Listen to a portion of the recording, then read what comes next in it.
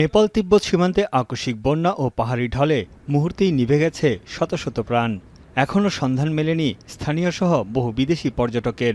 পানির তোরে ভেসে গেছে আশপাশের সবকিছু। কাদামাটির নিচে চাপা পড়ে আছে ঘরবাড়ি, যানবাহন সহ বিভিন্ন স্থাপনা। ধ্বংসস্তূপের মধ্যেই চলছে প্রাণের সন্ধান।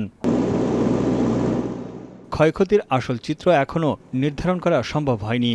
এরই মধ্যে ঘরবাড়ি হারিয়ে নিঃস্ব অনেকে। নেপালের নোয়াকোট জেলার নদী তীরবর্তী বাসিন্দাদের নিরাপদ স্থানে সরে যাওয়ার নির্দেশ দিয়েছে স্থানীয় কর্তৃপক্ষ। প্রিয়জনের খোঁজে বিধ্বস্ত ও ঝুঁকিপূর্ণ এলাকায় অপেক্ষা করছেন অনেকে। কাদামাটির স্তূপ থেকে টেনে তোলা হয়েছে বহু মানুষকে।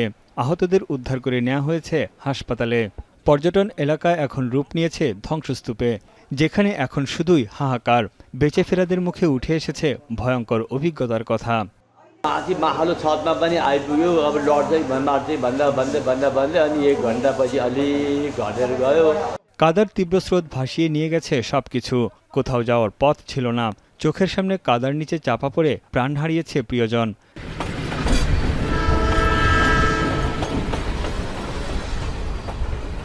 বাঁচার আশায় অনেকে আশ্রয় নেন ছাদে। পরে সেখান থেকে হেলিকপ্টারে করে উদ্ধার করা হয় অনেককে।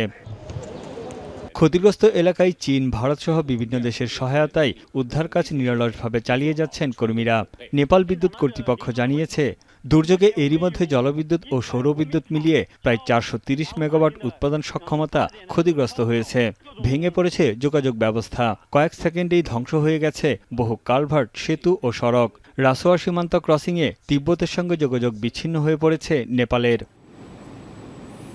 মার্কিন ভূতাত্ত্বিক জরিপ সংস্থা বলছে, ভূমিকম্প নয়, বরং হিমবাহের একাংশ ধসে পড়ে এই ঢল হতে পারে। গেল বছরের জুলাই তিব্বত নেপালের গুরুত্বপূর্ণ জিরং বন্দরের কাছে ভূমিধসে নিখোঁজ হয়েছিল অন্তত 17 জন। সাধারণত জুন থেকে সেপ্টেম্বর পর্যন্ত বর্ষার মৌসুমে দক্ষিণ এশিয়া জুড়ে প্রায়ই এরকম প্রাণঘাতী বন্যা ও ভূমিধসের ঘটনা ঘটে। এদিকে বিজ্ঞানীরা সতর্ক করেছেন, লেন্দেখোলা নদীর উজানে এখন একটি প্রতিবন্ধকতা থাকার কারণে দ্বিতীয় দফায় ফের আকস্মিক বন্যা হওয়ার শঙ্কা রয়েছে। 2015 সালের প্রাণঘাতী ভূমিকম্পের পর এটিকে নেপালের সবচেয়ে বড় প্রাকৃতিক দুর্যোগ হিসেবে বর্ণনা করা হচ্ছে। তানভীর চনি, এখন বিশ্ব।